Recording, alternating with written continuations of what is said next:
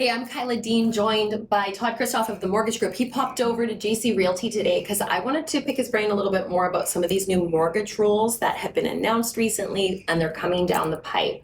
The first one specifically is the bring back of that 30-year amortization period, the amortization mortgage. What are the pros and cons of this?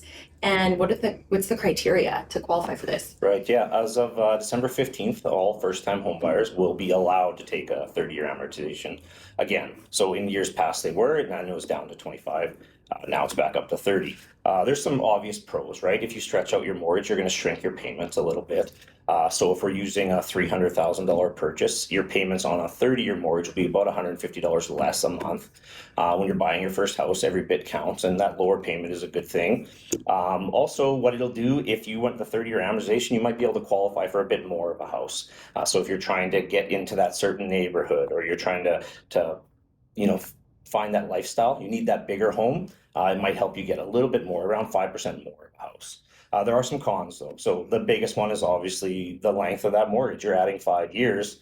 That's not free money. You're paying your mortgage for 5 more years, right? So no, that's not the plan. The plan is not to have a mortgage 30 years from now. So when I meet with clients, we'll develop a plan in order to knock those years off in time. So it'll help you get that house now, and then we can kick the can down the road, so to speak. But if you let it run a full 30 years, it's a substantial amount more money you're going to pay for that mortgage. So what we would do is develop a plan to help you gain those years back.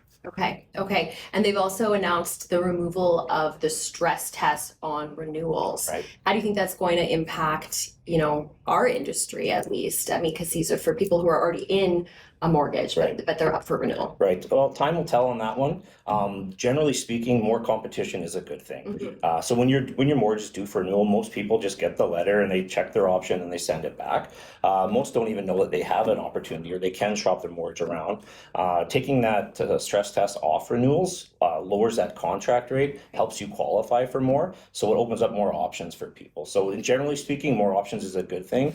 Whether it even saves you money with your current bank, or if you do find another lender for a better rate, more options is better. So time will tell, but in general, it's a good thing. Awesome. Thanks for coming by. Yeah, no problem.